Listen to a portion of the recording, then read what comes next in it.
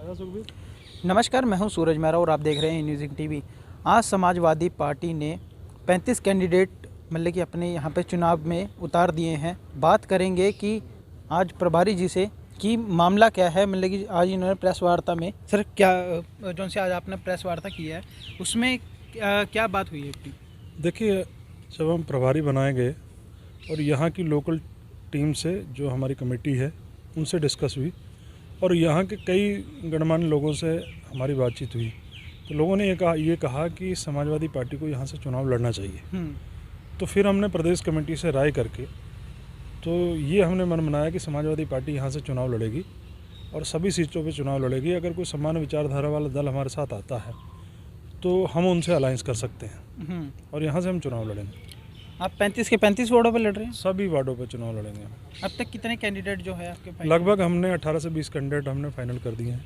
Sir अगर बात करें तो मतलब कि जो अभी वोट की मतलब कि वोट बंदी हुई थी उसमें मतलब कि अभी विवाद चल रहा है, मतलब कि हाई कोर्ट में मामला पहुंच चुका है यहाँ तक। तो इस बारे में आपका क्या कहना है कि समाजवादी पार्टी जो सी है वो संतुष्ट है इस फैसले से? नहीं, बिल्कुल संतुष्ट नहीं है। देखो, जो परिसीमन होता है वो इन्होंने 2011 की जनगणना के हिसाब से कर दिया और उसका आरक्षण कर दिया। तो आरक्षण जो है जो मौजूदा जनगणना के हिसाब से होना चाहिए, ज़्यादा से ज़्यादा 2 साल पुरानी जनगणना हो। तो अब इनको नए सिरे से इस पर विचार करना चाहिए। सरकार को नए सिरे से परिसीमन करने के बाद में उसका आरक्षण तय करना चाहिए और उस पर चुनाव कराना चाहिए। तो मैं समझता हूँ कि इसमें उत्तर प्रदेश में भी हाई कोर्ट ने डिसीजन लिया था, तो वर्तमान में चंडीगढ़ हाई कोर्ट भी इस पर डिसीजन लेगा। चंडीगढ़, हरियाणा, पंजाब हाई कोर्ट भी इस पर डिसीजन जरूर लेगा।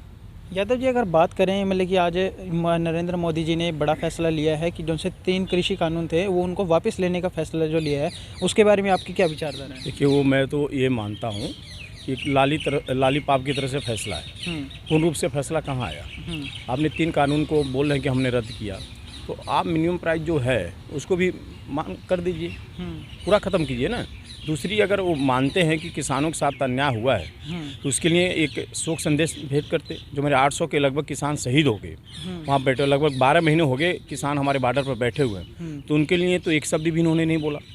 तो ये इलेक्शन को देखते हुए और उत्तर प्रदेश का जो चुनाव है इनके लिए जो स्थिति बनी हुई है, हारने वाली जो स्थिति बन गई है इनका, उसको देखते हुए और राष्ट्रीय अध्यक्ष श्री अखिलेश जी की जो रैलियाँ हो रही दिन पर दिन हो रही है, रात को मौसम ये कि सुबह दोपहर 2 बजे शुरू होती है और रात को 4 बजे तक चलती है, वो सब चीज़ को देखते हुए इनका जो दिमाग है, समझिए बीजेपी का दिमाग चकरा गया है और उसका फैसला इन्होंने आनंद फाने में लिया है, जो पूर्ण रूप से फैसला भी नहीं है। किसानों के हित में फैसला तो लेना है, तो जो प्राइस है उस पर भी बात कर लीजिए, उसको भी गारंटी दे दीजिए, भाई इतना जो है हम गारंटी करते हैं कि इसके नीचे नहीं। यादव जी, अब बात करें तो मतलब कि चंडीगढ़ नगर निगम का अभी चुनाव आने वाले हैं, तो क्या आपको लगता है कि जो सी आम जनता है बीजेपी को वोट देगी? इस जो सा अभी आपने मतलब कि कहा कि ये मतलब कि जो फैसला नरेंद्र मोदी जी ने किया है, क्या लगता है कि आम जनता इसको वोट देंगे? किस लिए देगी? क्यों देगी? किसान हमारे उठ तो नहीं, वहाँ पर बैठे हुए नंबर। देखिए, डीजल महंगा, पेट्रोल महंगा, सरसों का तेल महंगा, गैस सिलेंडर 320 रुपये से वहाँ पहुँच गया है। डीजल जो इनके सरकार जब नहीं थे 42 रुपये था, और डीजल आपको आज कम करने के बाद भी कि 81-82 रुपये है। पेट्रोल देखिए 90-92 रुपये है। तो आखिर किस पर ये लेना चाहते हो? चंडीगढ़ की गलियाँ ख़राब है, चंडीगढ़ की रोडें ख़राब है, चंडीगढ़ की स्ट्रीट लाइट नहीं जलती, चंडीगढ़ की जो 70 से 75% जो आबादी है, LIG MIG जो मकान है, जो रिवाइलेशन कॉलोनी मकान है, उनको आज तो मालिकाना हक इन्होंने नहीं दिया। तो किस ब्याह पर ये वोट मांगने जाना चाहते हैं और क्यों जनता देना चाहेगी इनको? अगर कोई ये काम किए हैं तो गिना दें कि ये काम हमने बीजेपी वालों ने किया है, या किरण खैर जी बैठी हैं जो इनकी MP, उन्होंने कोई काम किया है? वो तो लॉकडाउन शुरू होने से 6 महीने पहले और आज तक अभी बॉम्बे में बैठी, अभी तक यहाँ नहीं आई हैं। तो आप कैसे यहाँ पर वोट मांगेंगे? वोट मांगने का कोई अधिकार ही नहीं है बीजेपी। अगर बात करें अभी मतलब कि आम जनता की, तो आम जनता देख रही है कि अभी अन्य पार्टियां कभी आ चुकी है, जैसे आम आदमी पार्टी आ चुकी है, कांग्रेस आ चुकी है या बीजेपी आ चुकी है। तो आपको क्या लगता है कि समाजवादी पार्टी का किससे कंपटीशन है? देखिए, यहाँ पर जो पार्टियाँ आई हैं, अब कई पार्टियों के देखिए, हमारे राष्ट्रीय अध्यक्ष जी ने चंडीगढ़ के आम जनता को देखा है, जिन्होंने जबकि 60 से 65% जो जनता यूपी और बिहार के यहाँ रहती है और खासतौर से पूर्वांचल के लोग रहते हैं यहाँ पर, इसको देखते हुए जनता को माननीय सामने राष्ट्रीय श्री अखिलेश यादव जी ने पार्टी का यहाँ पर स्थापना करवाया, जिसमें प्रभारी हमारे तेज तरार देखिए हमारे सामने खड़े हैं, कुलदीप सिंह भुल्लर साहब लगे हुए हैं, सह प्रभारी प्रोफेसर नक्षत्र सिंह यहाँ पर लगे हुए हैं, मैं प्रदेश सदस्य यहाँ पर लगा हूँ, पूरी टीम देखिए, सुरेंद्र ठाकुर साहब जो हिमाचल से रहने वाले हैं, प्रमुख महासचिव हैं, राधेश्याम जी सचिव हैं, पंकज जी जैसे सभी लोग हमारे काम में लगे हुए हैं। मैं ये बता देता हूं कि पूरी हमारी टीम एक साथ खड़ी हो जाए प्रदेश की, और इन लोगों की टीम खड़ी है, आपको दूध का दूध पानी का पानी पता चल जाएगा कि कौन कर्मठ आदमी कौन जमीनी से जुड़ा हुआ है। यादव जी, पानी की बात करें तो आम आदमी पार्टी ने जो मतलब कि वादा किया है कि 20,000 लीटर हम मतलब कि निःशुल्क मतलब कि मुफ्त देंगे आम जनता को, हमारे चंडीगढ़ की आम जनता को, तो उस बारे में आपका क्या कहना है? देखो एक बात तो देखिए, अब मैं अरविंद केजरीवाल जी की बात इसलिए नहीं करना चाहता हूँ, जब उन्होंने सीएम बनना था उससे पहले कोई ऐसा नेता नहीं जिसको उन्होंने पानी पी पी के गाली नहीं दिया हो। पानी पी के गाली दिया। अब वो कह रहे हैं कि चंडीगढ़ का हम कूड़ादान जो गैरेज है, आपने देखा है जो वहाँ पर डड्डू माजर में खड़ा है डंपिंग ग्राउंड, उसको खत्म कर देंगे। और टीला जो दिल्ली में खड़ा पड़ा है उसका क्या हुआ भाई? 6 साल से क्या किया अरविंद केजरीवाल ने? वो तो अभी भी जहाज की तरह और पर्वत की तरह खड़ा पड़ा हुआ है। तो झूठा वादा है। आप एक बताइए, जब पानी हमने खरीद के लाना, यहाँ हमारे पास तालाब नहीं है, चंडीगढ़ में कोई नदी नहीं है, तो जुमला है। ये भी मोदी जी जैसे जुमला दे रहे हैं अरविंद केजरीवाल जी, कहाँ से देंगे आप? ले जब यहाँ पर एक तालाब तक नहीं है आपके पास अपना पानी भरने के लिए, नीचे से पानी आपका सप्लाई नहीं आती है, नीचे से कंकर पत्थर है कि आप बोरिंग करके पानी नहीं निकाल सकते, तो आप पानी फ्री करने का वादा कहाँ से कर पाएंगे आप? जुमला इनके पास। अगर बात करें तो मतलब कि अन्य पार्टियों की भी, जैसे अभी बीजेपी होगी, कांग्रेस होगी या शिवसेना हो गई, तो आपको क्या लगता है कि इनका अभी तक चंडीगढ़ में क्या वजूद है? देखिए, मैं इनकी वजूद कहाँ से, आप बता दीजिए कहाँ से वजूद है? हमारी वजूद देखिए ना, कि हम उत्तर प्रदेश के अंदर सरकार में रहे। उत्तर प्रदेश के अंदर जो हमारे नेता हैं राष्ट्रीय स्तर की, अब लगभग 20 साल हो गए एमपी रहे, बेदाग छवि है। 5 साल उन्होंने वहाँ पर सीएम रहे, बेदाग छवि है।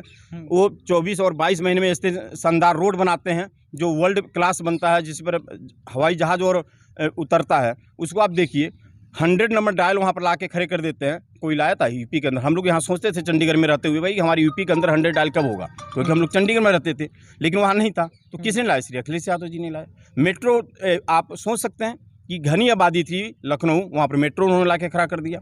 तो हमारे नेता इतने ज़बरदस्त हैं कि चंडीगढ़ के अंदर जो पॉलिसी हम लागू करेंगे, अगर हमारा काउंसलर हमारा पार्षद जीत के जाता है तो चंडीगढ़ का कायाकल्प पलट सकता है। और वो कौन करेगा? वो माननीय राष्ट्रीय अध्यक्ष श्री अखिलेश यादव जी कर सकते हैं, और हमारे बुल्ला साहब के नेतृत्व में। मान लेते हैं कि चलो आपसे मतलब कि आपकी सरकार अगर यहाँ पे चंडीगढ़ में नगर निगम चुनाव में आ जाती है, तो सबसे पहले कार्य आपका कौन सा होगा? देखिए, सबसे पहले तो भेदभाव खत्म हो जाएगा।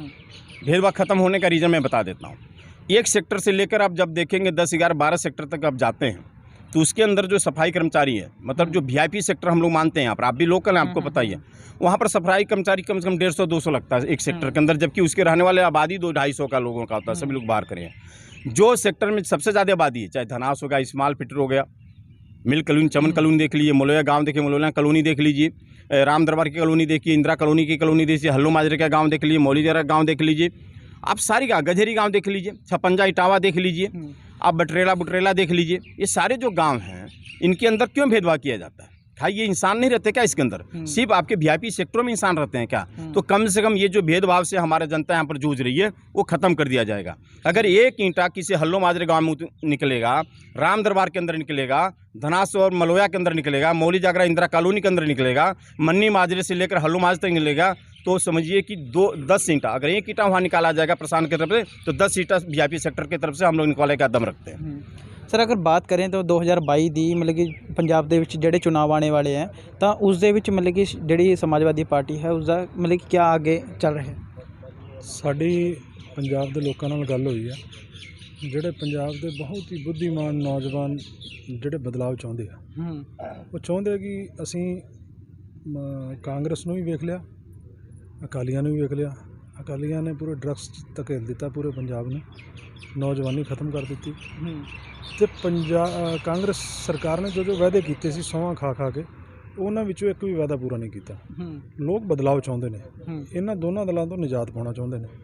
ਆਮ ਆਦਮੀ ਪਾਰਟੀ 'ਤੇ ਵੀ ਕੁਛ ਵਿਸ਼ਵਾਸ ਕੀਤਾ, 20 ਸੀਟਾਂ 'ਚੋਂ ਅੱਜ 4 ਸੀਟਾਂ ਕਿ 6 ਸੀਟਾਂ ਉਹਨਾਂ ਕੋਲ ਬਚੀਆਂ ਨੇ, ਬਾਕੀ ਸਾਰੇ ਭੱਜ ਗਏ। ਕਿਤੇ ਨਾ ਕਿਤੇ ਉੱਥੇ ਵੀ ਸੀਐਮ ਦਾ ਚਿਹਰਾ ਨਾ ਪ੍ਰੋਜੈਕਟ ਕਰਨ ਕਰਕੇ ਉੱਥੇ ਉਹਨਾਂ ਦੀ ਵੀ ਇੱਕ ਉਂਗਲ ਉੱਠਦੀ ਆ ਅਰਵਿੰਦ ਕੇਜਰੀਵਾਲ ਜੀ 'ਤੇ ਵੀ, ਕਿ ਉਹ ਪੰਜਾਬ ਦੇ ਬਾਰੇ ਕੀ ਸੋਚਦੇ ਨੇ, ਪੰਜਾਬੀਅਤ ਦੇ ਬਾਰੇ ਕੀ ਸੋਚਦੇ ਨੇ, ਅਤੇ ਉੱਥੋਂ ਦੇ ਲੋਕਾਂ ਦੇ ਬਾਰੇ ਉਹਨਾਂ ਦੀ ਕੀ ਸੋਚ ਹੈ।